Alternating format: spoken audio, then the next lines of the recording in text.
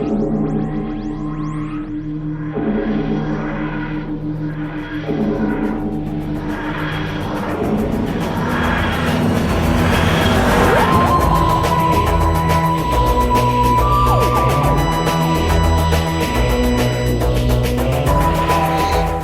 Who fans, and welcome to the Big Blue Box podcast. My name's Garry.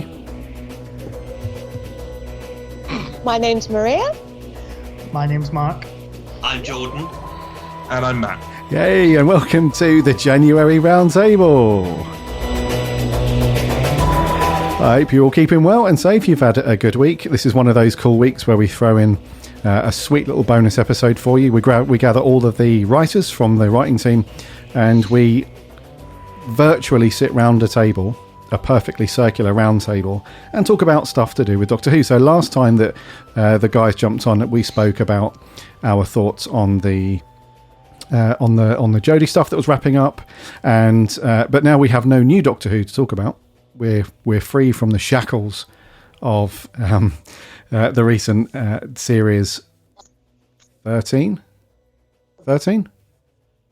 Yes, I'm getting lots of nods. Yeah, Series 13. Yeah. Now we can talk about anything we want to, which is great. So what we're going to do this month's roundtable is we had an idea come in, I think it was from Jordan, to say, why don't we do over some recommendations? So for newbies to Doctor Who, fans that maybe have seen some of the Jodie era or have just not dived into Doctor Who at all, because it's a big old behemoth of a history of storytelling across multiple decades. Let's pick a couple of stories, and these will be, in our opinion, the ones to get started on for various reasons, which we will come on to. So we've each chosen two, so one from the classic era and one from the modern era, and we will come on to that in a little bit. So before we get cracking and rocking with chatting to these guys and the old round table, remember to follow this podcast in your fave podcast app of choice. That way you won't miss a show when it lands every Friday, along with these round tables, which we're going to be doing each and every month. You can also find all the episodes and listen for free on the website, bigblueboxpodcast.co.uk. And you can also read all of the reviews and articles and opinion pieces from these guys on the website as well. We're on the socials too, Instagram, Twitter and Facebook. There are links on the website. Plus, you can hop into our free Discord server. Again, there's a link on the site. Jump in there and chat Doctor Who with other Who fans. So, before we get cracking, let's have a catch up with these guys. Jordan, how have you been, good sir? I've been very well, thank you. Yeah, you? Yeah, very well, thank you. Yeah. I think this is this potentially the first time we've all spoken since Christmas and New Year? I think so, other than in Discord and stuff. So. Yeah. So it's obviously a bit late. It's at the end of Jan, but did you have a good turn of the new year? And has January treated you well so far?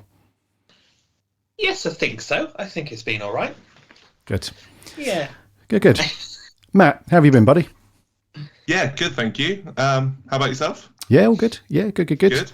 Yeah, back in the swing of things, recording, chatting, working. Same old. Maria, how are you, my darling?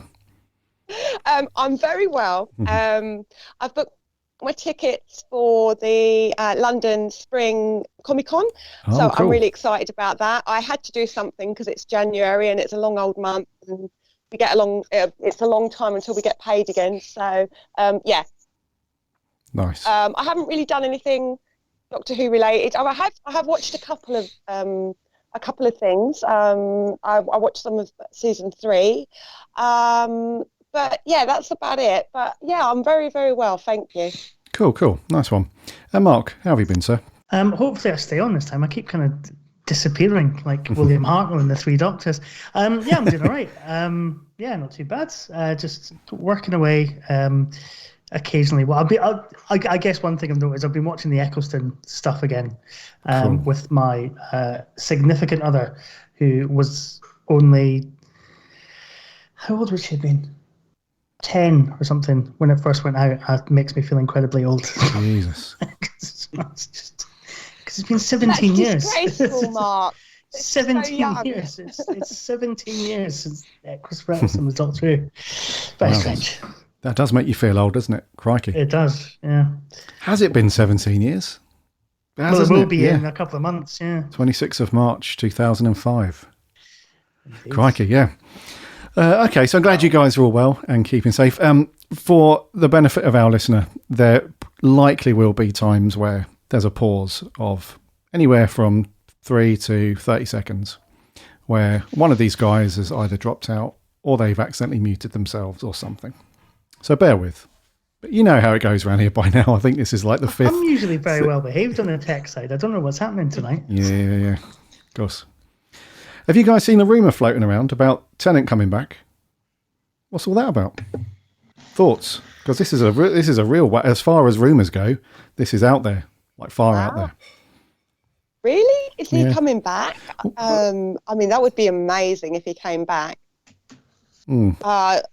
Excited would be my word of the day if he was coming back.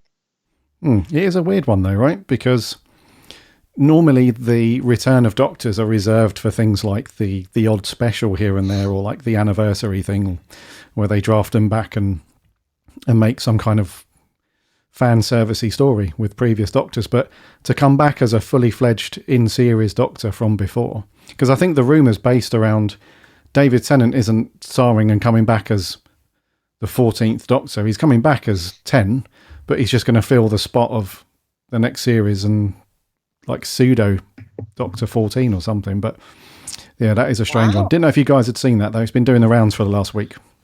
I did see it, but I don't think there's going to be much weight behind it because it would kind of, to me, it would look like that they haven't got any more original ideas, so they're going to have to rehash what on their previous successes. And they know Tennant is a fan favourite, and if it strikes me as trying to keep a sinking ship afloat. If you do that, yeah, that's one way. As much as I'd love to see him back, because Tennant's amazing, but I don't. Yeah, I can't see it happening. Mark, you're itching to. So, I've heard a follow-up rumor, I guess you could call it, which is that they're planning a kind of anthology series for next year, which would feature like previous sort of Doctor Who characters. So I wouldn't be surprised, because I mean Russell T has said, if he was in charge of the show now in the age of Marvel, why wouldn't you have like another 10th Doctor series or something like that going alongside the new series? So I wouldn't be surprised if this is some amalgam of a bunch of different things that are happening, and we may have Tennant pop back. Yes. Yeah. No, I get that. Yeah. Especially, that's a good point, especially in the world that we live in now where everything is multiverse and everything is characters coming back all over the place and stuff. So, yes. No, I agree, dude. Jordan, any thoughts on this one? I mean, I don't hate it, but I think I agree with Matt. It is a bit like they're sort of, if it is true, they're kind of trying to save a sinking ship a little bit. Sort of, and I'm wondering, perhaps maybe part of me wonders that's why they've brought Russell T Davies back, but I'm happy to have Russell T Davies back.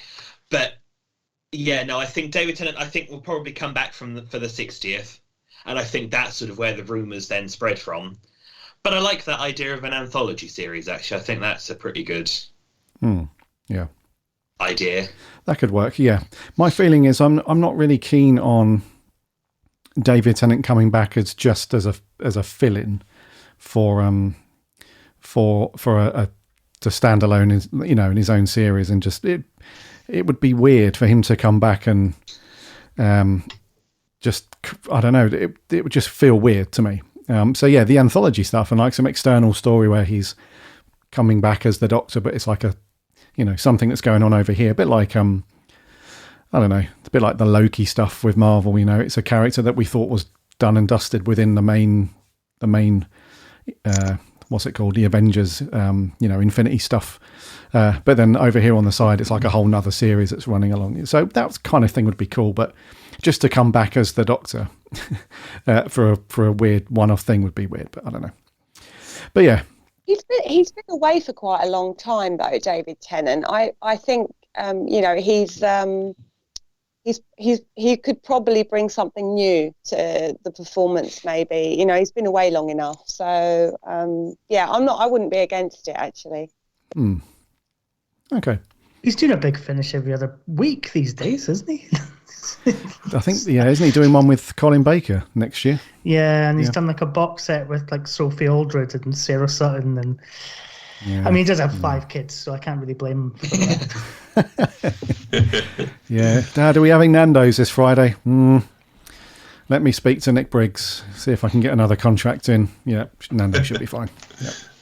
I don't think he's short of a penny or two.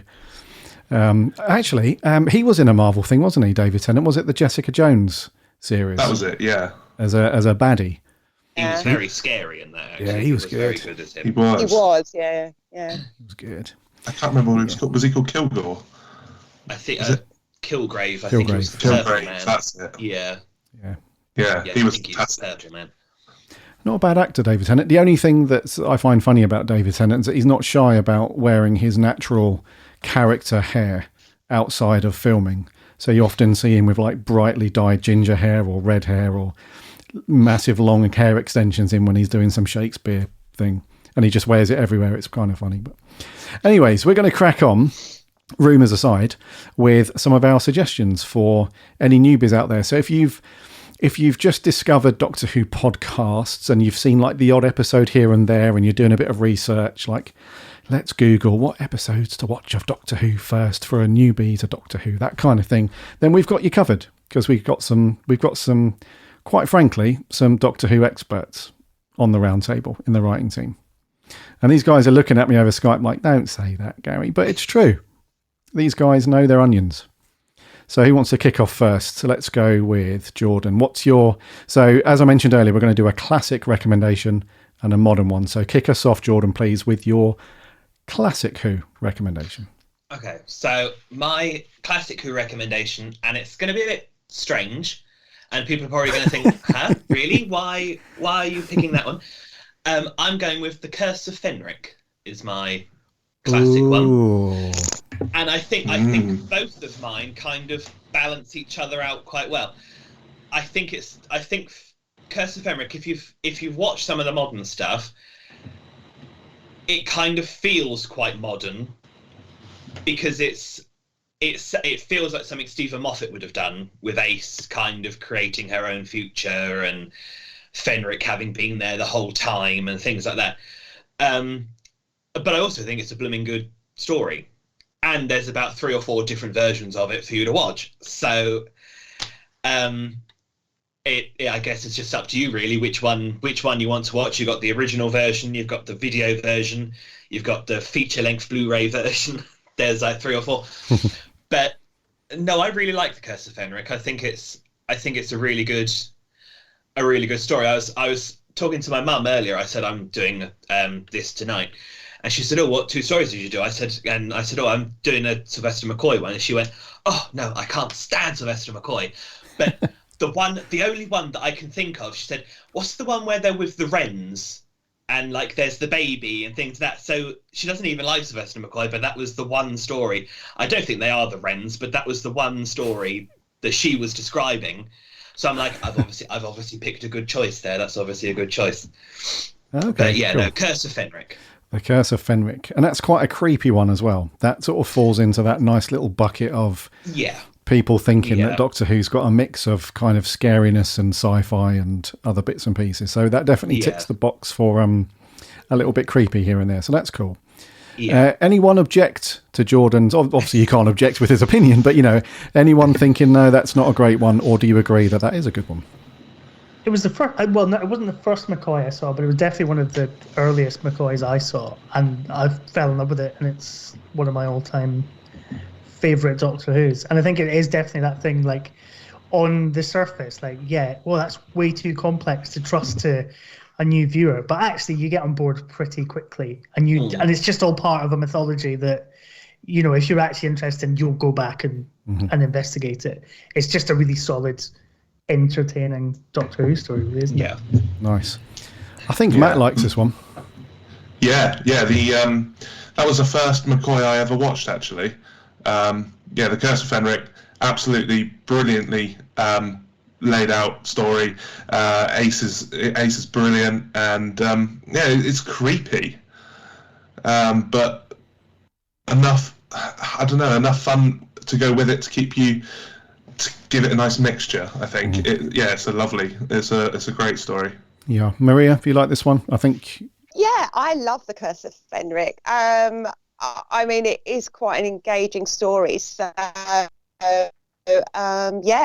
think it's a good one. I mean, it probably shows one of her more mature moments. It's when she's kind of growing up. So actually, it's not a bad story for somebody to kind of investigate. I think it's definitely got enough meat in there for somebody that's a casual viewer to enjoy and want to kind of find out more. Definitely. Cool. Okay. And what's your modern era recommendation, Jordan?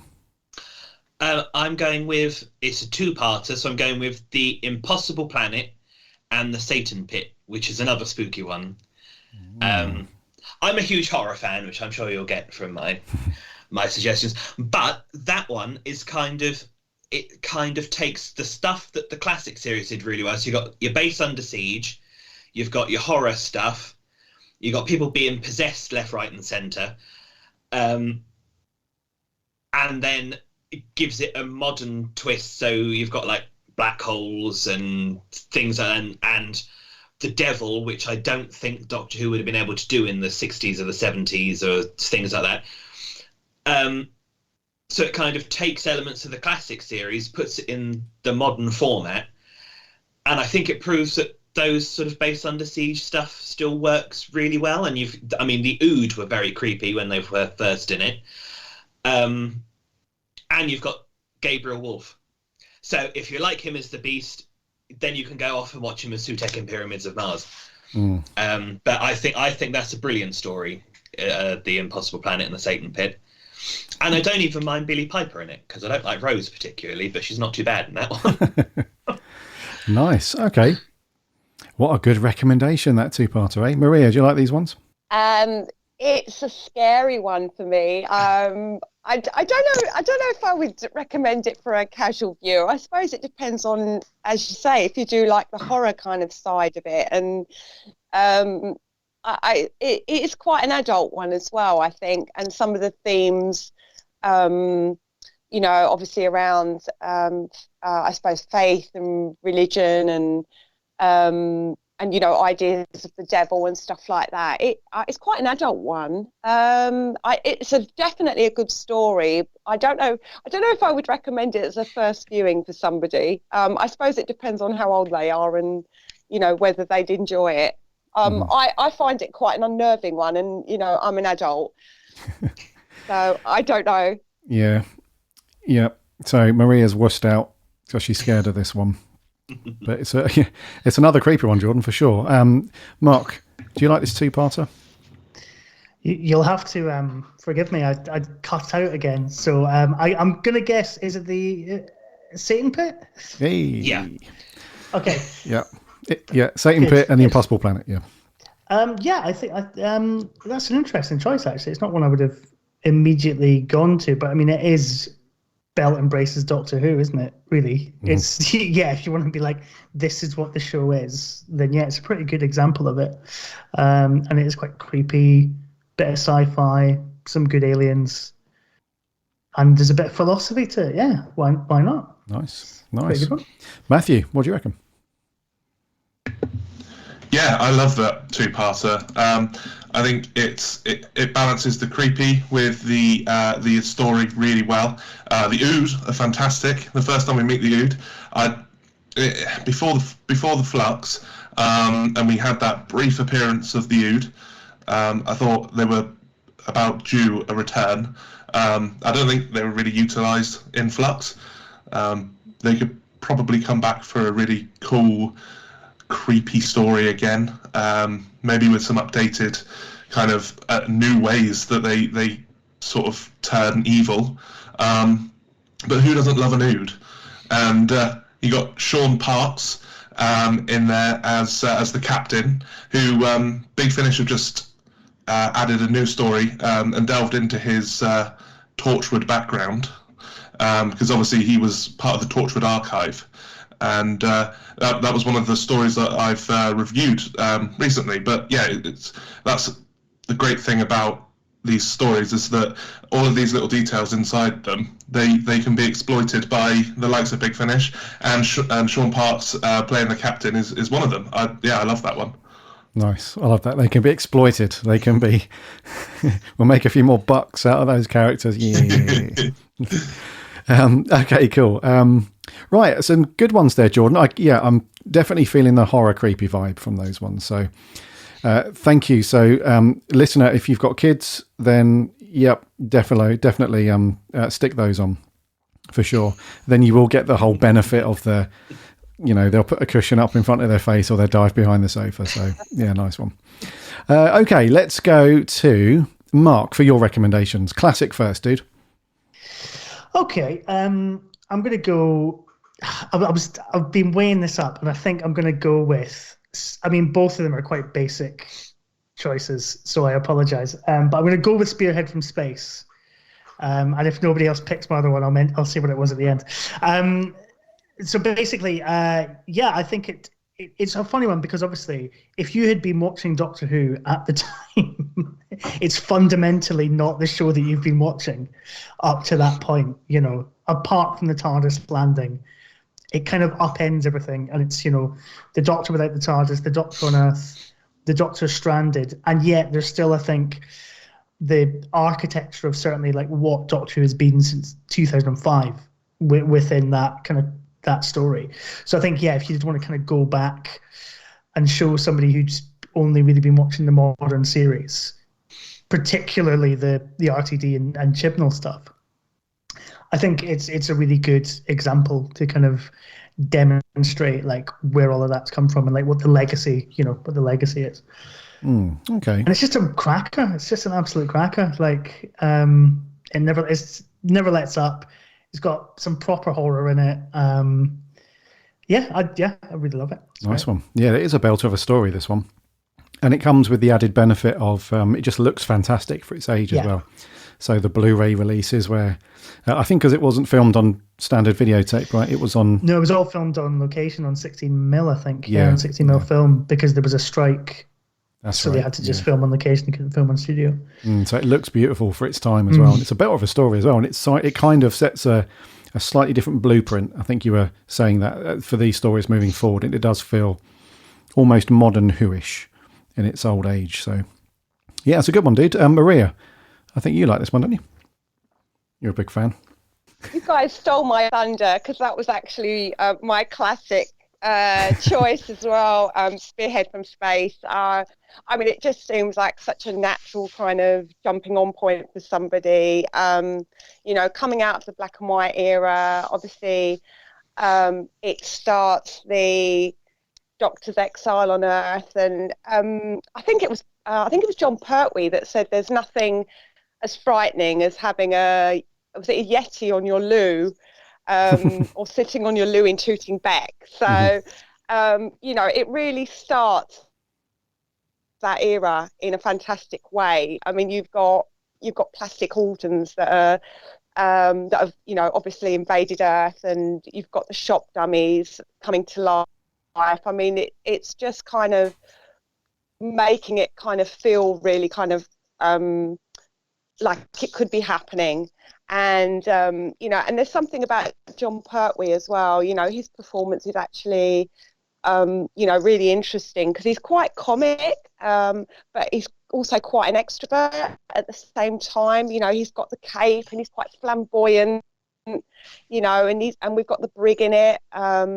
It introduces Liz Shaw, who's a independent, strong woman, and she's probably one of the first kind of proper women in the show since Barbara came into the show. So it's actually a really good start to the 1970s, to the colour era. And as you said, it's filmed, it's on film, so it kind of looks fantastic. You could watch it now and it would just, I think it would appeal to somebody that has watched the modern era as well. I think it's a really good kind of stepping on point to that era, and the John Pertwee era is all kind of it's a lot of action, and he's very kind of James Bond, and he loves his gadgets and everything. So it's a fantastic story. Cool. So we've got a double vote for Spearhead from Space, which is cool. Jordan, are you a fan of this one? Yeah, I really like Spearhead from Space. It is very you can see that Russell T Davies took the format of this story, and I mean, really, it sort of, without Spearhead from Space, I suppose you wouldn't have the series now. If Spearhead from Space hadn't have been so fantastic, and then that series hadn't have been so good, I don't think you'd have had Doctor Who, particularly now. So I think we've got a lot to thank Spearhead from Space for. And the Autons are brilliantly creepy as well. So yeah. Nice. Yeah, Matt, what do you reckon? I'll be honest, I've only seen this the once, and that was quite a while back. That's all right. It's all right. But what I can remember from it, it was it's a really great watch. It feels like a fresh start, almost the same way they did when Matt Smith joined. It felt like a complete revamp, almost. And the beginning where Pertwee just comes collapsing out of the TARDIS, it just sets off just this fun romp. I can't really remember much more about it, but I just remember finishing up however many episodes it was and feeling that was a really good episode. Mm-hmm. Yeah, if it wasn't a regeneration episode, it just looks like Pertwee's absolutely tanked. Yeah, he's had about 20 beers up to that point, and he's just collapsed outside. Yeah, so good one. And what's your hit us with your modern recommendation then, Mark? I think Matt's a bit ahead of me. The 11th Hour is my modern pick, because I think Matt Smith. I think he's the first Doctor since Tom Baker to just immediately be the Doctor in those first moments. The minute he pops his head out of the TARDIS and is talking to Amelia Pond, it's just amazing. So as a fan, it's a really great relaunch of the show. But for somebody coming to it fresh, I think it's a really great jumping on point. It does some stuff that it never does again, which is weird, like the Doctor's weird superhero time vision thing, which is strange, which might give people the wrong idea. But I think, it's Doctor Who in an English village with an alien threat and a race against time. What's not to like, And I think it's so well paced as well, in that it doesn't quite take place in real time, but it pretty much, it's not far off it, really. So it's really pacey, keeps you on your toes, keeps you engaged throughout. And there's just some great stunts, and Olivia Colman's in it. That'll please people. She's great. Yeah. She's a national treasure. She is now. Yeah. So yes, I really like it, and I think the sort of dynamic between Matt Smith and Karen Gillan in that first episode is just superb. So yeah, I'm a big fan of it. That's a good choice, that one, dude. And I can assume then that, Matt, you're on board with this one.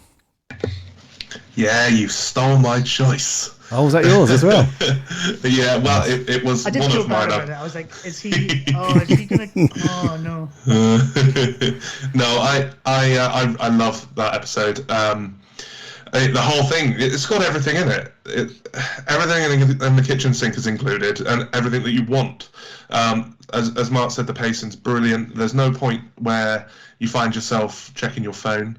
That I think it's an hour long. Am I right? And I think that just goes by a blink of an eye. The whole redesign, the fresh feel. Matt Smith was the Doctor from the outset, and I loved every minute of it. Cool. Yeah, it's a belter. Jordan, are you a fan of Mr. Smith and the 11th Hour? I'm going to be different, and I can see. I would just say I can see the appeal of the 11th Hour. I can appreciate that it is a revamp, and it works fantastically. But I think when you reviewed it, Gary, when you reviewed it with Adam, and I think I'd said that I must be the only person who didn't like the 11th Hour. I can appreciate it. It's not one of my go-to stories. I don't think, well, I'll put the 11th Hour on, but for what it is and for the points that you guys have made, I can appreciate it. But it's just one of those stories where I'm like, I don't know why I don't like it, but everybody else does, so it must be good. It must be good. Well, I think it's rated fairly consistent. I think it's consistently high up there with one of the modern era's best episodes, and certainly one of Matt Smith's best. So I'm not saying that you have to like it as much as that, but it is revered as a fairly decent. But it's also got Victor Meldrew's wife in it, so another bonus. Olivia Colman, Victor Meldrew's wife, they just keep coming. Just as you're saying about Olivia Colman, Stephen Moffat has gone on record saying that's one of his biggest regrets is having the amazing Olivia Colman in and having her on screen for like 2 minutes in total. He said, "Why not?" It's so funny that, isn't it? It's like, because I interviewed the director of the 11th Hour a while back, and I did ask him. I was like, what?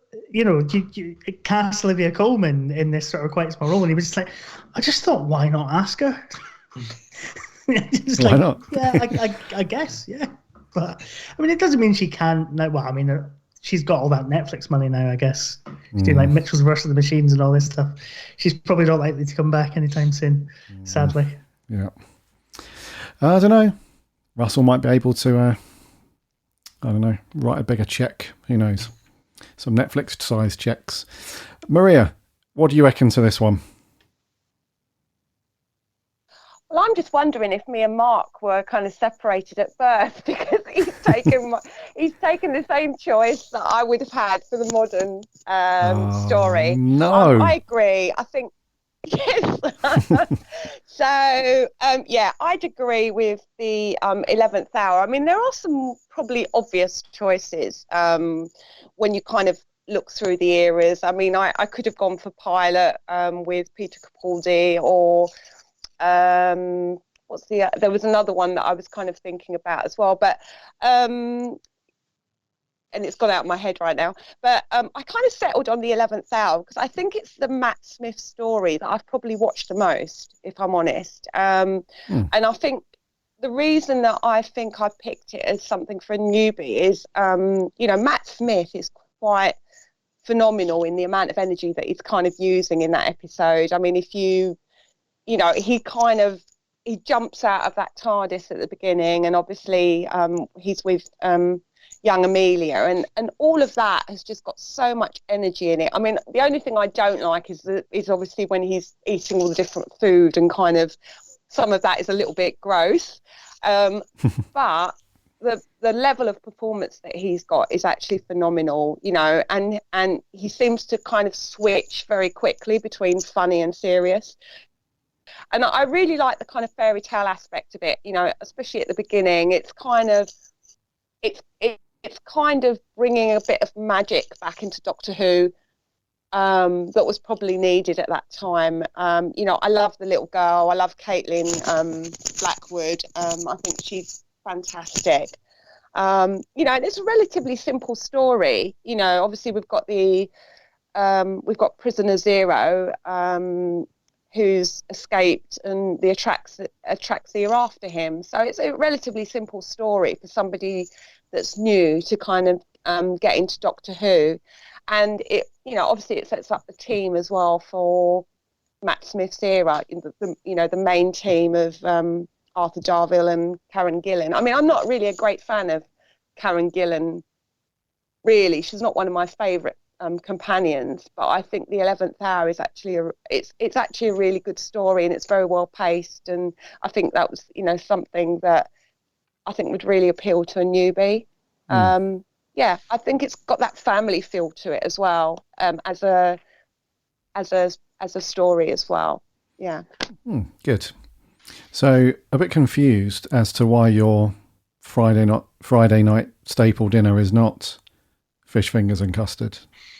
That's weird that you don't have that, because I think we all do. So Weird. You're the odd one out. I did try that once, actually. Oh, Matt, come on. I did. I was of that age where, I think, when was it, 2010? I was young and reckless. Yeah. I was, well, I would have been 14, maybe a bit too old to actually be trying that sort of thing, but I did it on a whim. Not that bad.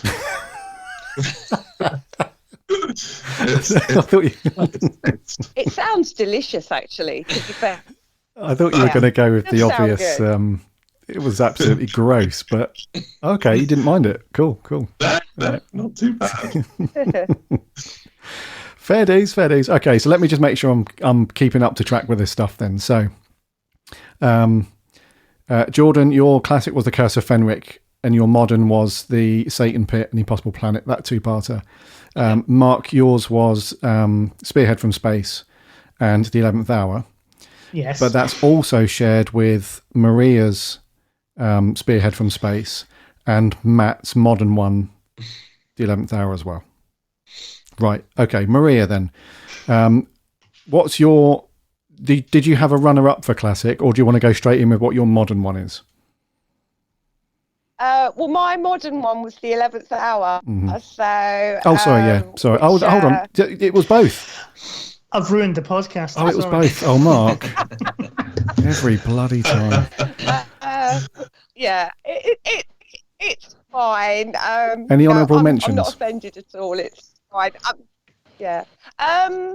Well, I think I was thinking about Pilot, but with Peter Capaldi, as I say, I did watch that, but and the thing that struck me was, I think, how much the writing had kind of improved, if that kind of makes sense. I mean, it's written by Stephen Moffat, but it just the tone of it just kind of felt so different to The 11th Hour, and I think kind of tossing it up, I kind of thought The 11th Hour was probably a more kind of fun one for somebody to get into. And obviously with Pilot, there's also the backstory with the doctors looking after Missy and all that kind of stuff. And I just kind of thought, in the end, I thought The 11th Hour was kind of probably a more an easier watch, if that kind of makes sense. Although I really do enjoy Pilot, actually. I think there's some really standout bits in it. Obviously when they're kind of running around, and when the Doctor is kind of he seems more comfortable in his own skin, and obviously, with Bill Potts, they kind of build up a really interesting relationship. And then, there are bits where he's quite funny, as I say, when he's running around and kind of, doing certain things. He's got quite a good comic touch, Peter Capaldi, so he's quite enjoyable to watch. So if I was going to do a second, it would probably be Pilot, but that just seemed like the obvious choice, and I just was trying to think of something else that I don't have any other honourable mentions. I think that was the only one I kind of thought of, really. Cool, no worries. And okay, so Matt, then now that Mark's ruined yours also, have you got have you got an honourable mention for modern, and then what's your classic? So I did have a couple for modern as well. So I will come to that one in a second. But the first for classic, I actually chose upon, because I haven't seen all of classic Doctor Who. I'm kind of still working through it. So what I thought would be a good, just for first time people that maybe have seen New Who, as it were, and thought, one episode, maybe two episodes for a story. And I'm thinking, if they're going back and looking at in the War Games places, it's 10 parts, but not 6 parts, 7 parts, and then they're looking at it and it's a little bit daunting. Have I got time to sit through the entire story? I kind of went with the Sontaran Experiment in season 12. Interesting. I don't know. it's a fun little romp. It's quite dark actually, with Steyer and his evil torture that he must inflict upon everybody. And is there a greater pairing than Sarah Jane Smith and Harry Sullivan? Ian Marter and obviously Elizabeth Sladen. I just think sometimes with companions it can take a few stories to get to know them, to connect with them. But I think with those two, you instantly do. They're so down to earth, and obviously Liz has got this classic, just instant likability to her, and people just I don't know anyone that doesn't adore Liz Sladen. And obviously Ian Marter was brilliant as Harry. Unfortunately, he didn't last as long as I would have liked on the show, but what he did do was fantastic. And I think I also really enjoy that one because it's filmed really close to where I live, and it's interesting because I live in Devon, and Doctor Who's never down here, so I kind of got a soft spot for that as well. I just feel like it's a good jumping on point because it introduces you to classic. However, you're not trying to fit in an epic 6 or 7 parts into your daily schedule. It's just a little bit of classic that you can just slot in with a cup of tea and a few biscuits, and it's done with, and you've enjoyed it. But it's not taken like 4 odd hours that you've got to try and fit in your day. Yeah, I read you. It's a cheeky little 2-parter that doesn't take you too much commitment to dive in, and absolutely correct. It's all with Classic Who. It's always a cup of tea, depending on the time of day. Pre 7 p.m, cup of tea and a biscuit. Post that, sometimes whiskey, sometimes brandy. Who knows? Who knows? Very much agree. I think you're a dunker, Matt. I mean, you've got to be a dunker, haven't you? Yes. I reckon Matt's a dunker. I reckon Maria's a dunker. I reckon Jordan is sometimes, depending on the biscuit. Mark, I don't think you are. I could be wrong. How dare you? You are a dunker. I mean, perfect. I am. Yeah, perfect. Absolutely. Cool, Jordan. No, I'm not. Even during the war games, you need something. You need a bit of a sugar hit. Well, that's what gin was invented for. Okay. Yep. Yep. Fair dues. That's a very good point. Yeah, fair dues. Maria, you strike me as a rich tea / custard cream type of girl. Oh God, you know me so well, Garry. Yes. I have. Yeah, that would definitely be rich tea. Was the biscuit I grew up with. We had copious amounts of tea in my house, and that was the biscuit of choice. Custard creams are lovely.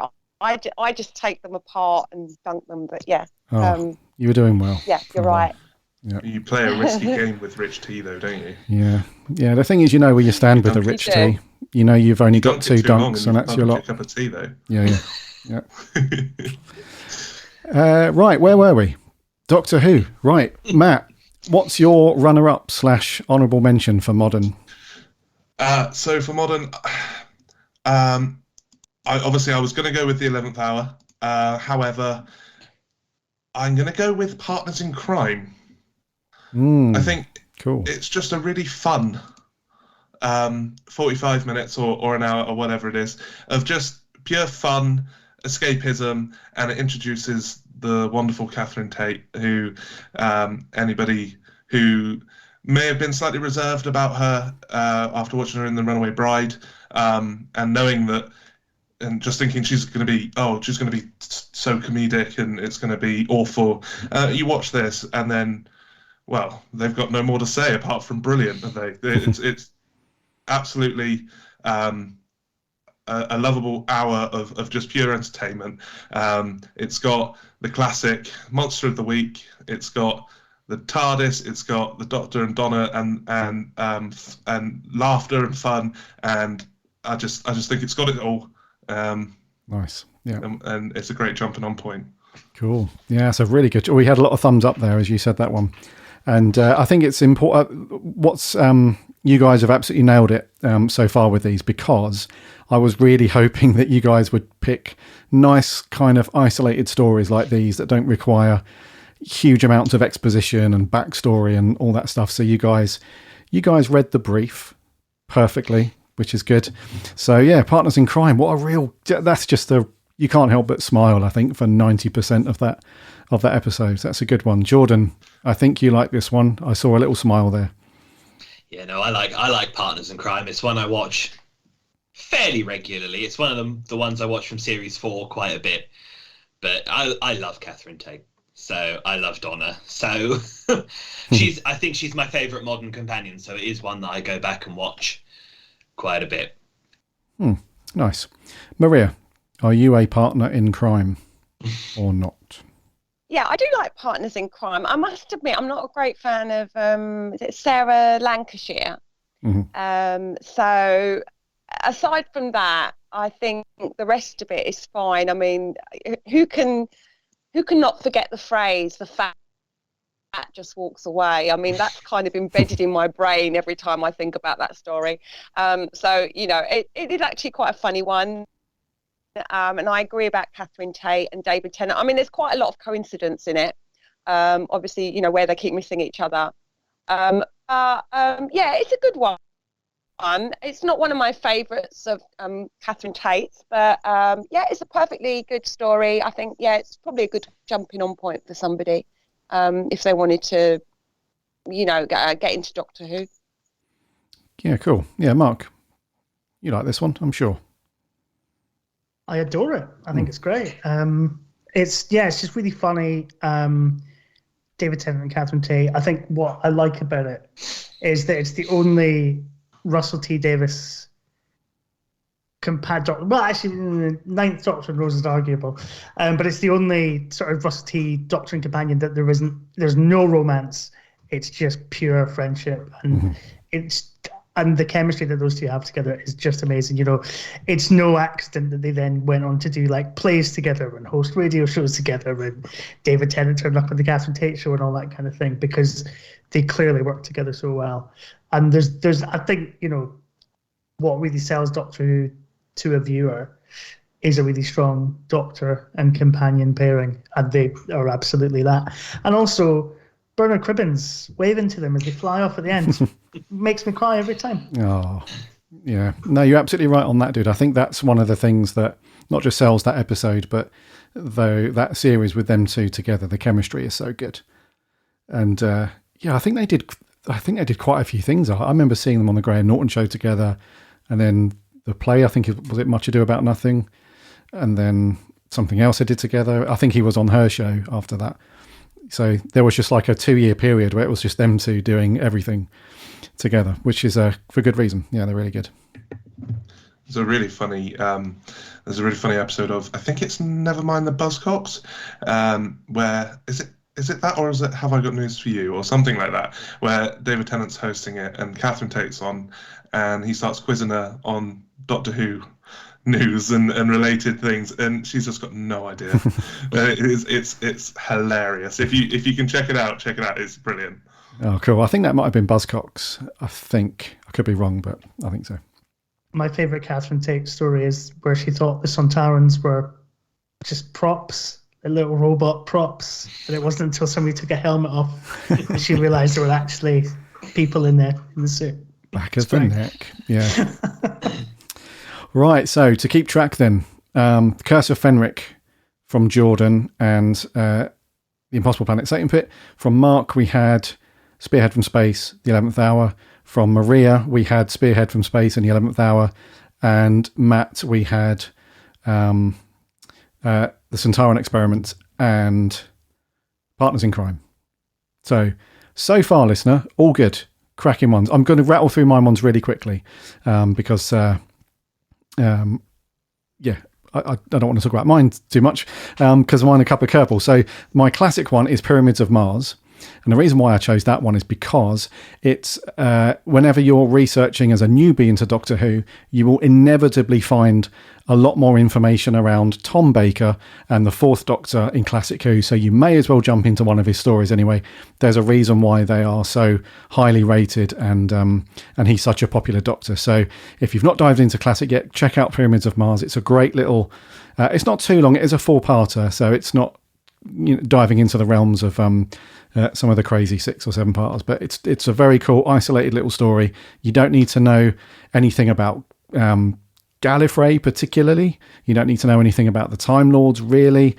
It's just the Doctor and a companion, a little bit like we were saying with David Tennant's Doctor and Catherine Tate. There's none of this silly, blinking, flirting and all that sort of stuff. It's just a good old isolated one. And the baddie in Pyramids is very, very good. It's a very good back and forth between the Doctor and the baddie, and it's got some really cool little side monsters in it as well. Whenever you see anything about Doctor Who, especially Classic, you typically have the main protagonist, the baddie, but then you also have these weird kind of little strange monsters dotted here and there, and the mummies and how they're designed and how they look and stuff. It's a very cool little not really scary, I wouldn't say. It's not really a scary, creepy one, but it's definitely suspenseful and stuff. So Pyramids of Mars is my classic choice. And for modern Doctor Who, I've gone with The Empty Child and the Doctor Dances from Eccleston's era.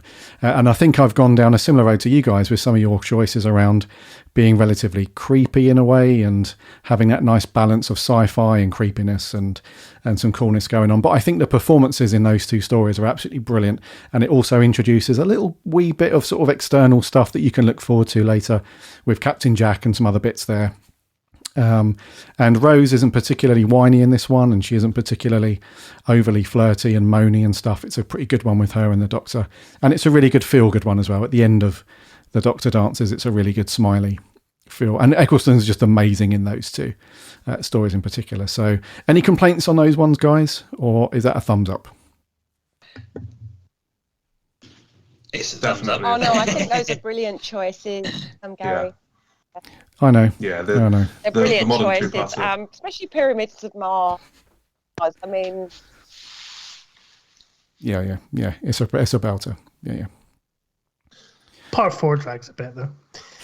Well, yeah, very true. This is Classic Who we're talking about. It is very good, but that's the sort of thing that we don't always talk about when we talk about Pyramids of Mars. Is that it's a belter, but the drags on a bit. Yeah. Yes. Dear listener, that's one thing to bear in mind. With the newer stuff, it's not too bad. The most you'll have to sit through is 50 minutes of Doctor Who. With Classic Who, you're talking a couple of hours. So there's inevitably going to be a wee bit of slowdown sometimes. I always suggest though, like with Classic Who, because I've started doing it myself, and actually I think you just get so much more from it, is watching it like an episode a night. You know what I mean? Because it was never designed to just all be binged in one go. It was designed to be like a weekly thing. I mean, obviously, if you got the War Games, you're not going to probably drag that out over 2 weeks, are you? But yeah, Matt. if you've got the time, why not sort of split it out over a couple of days? It's always quite entertaining to do that. Yeah, that's a good point, actually. Yeah. Understood. Point understood. Thank you for that. I honestly thought you were going to recommend the War Games, Matt, when you went into it, and I was like, is he going to? He might. No, he's not good. Do you want to know what it looks like to unscrew a screw from a revolver, then screw it back in, and then unscrew the screw from the revolver, and then screw it back in again? Magic. Magic indeed. Oh, Garry, I was sure you were going to pick Sleep No More. Oh God! Wowzers! Yeah, we're supposed to be recommending good stories for newbies to get them hooked on Doctor Who, Matt. Not to give them a bit of a "what the hell is this? I'll see you later" kind of thing. You. I must have misheard you. Yeah, you did. Yeah.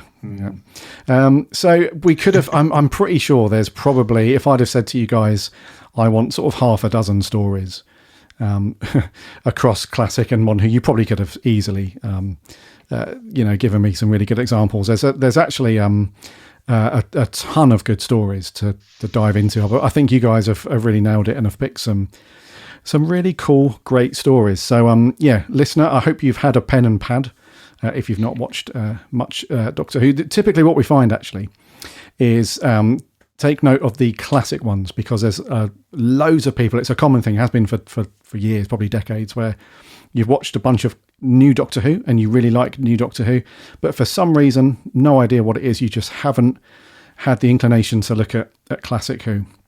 But I think you guys will agree, it's an absolute gold mine of some amazing, fantastic Doctor Who stories and some storytelling there. So yeah, take note, especially of the classic ones, if you've not dived into any classic Doctor Who.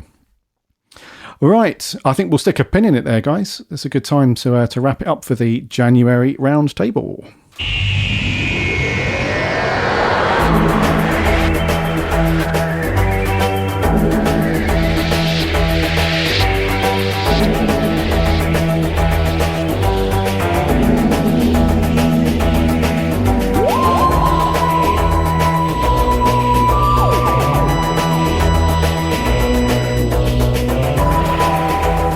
Oh, it's a lovely thing watching you guys bop along.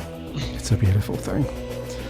So that has been the round table for this month. I hope you have, if you've not dived into any of these stories and you're looking for some recommendations, I really hope this has helped you.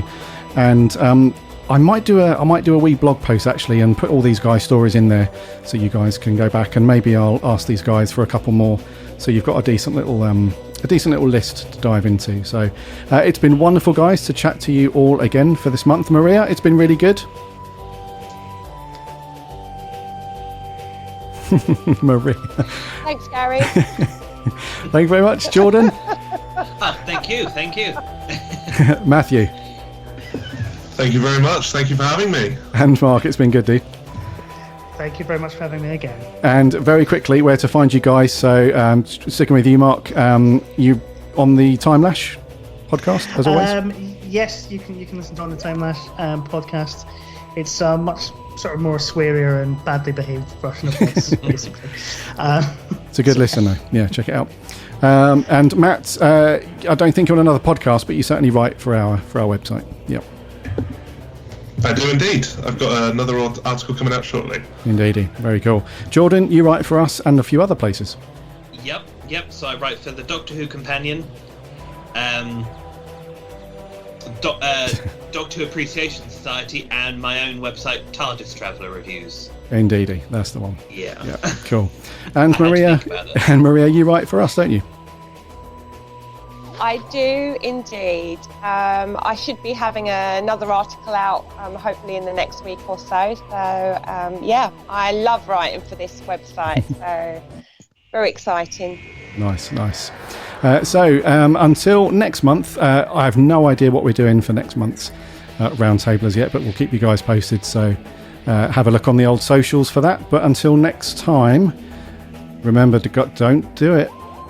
This has to be done correctly, and you nailed it last time, so here we go. Until next time, remember,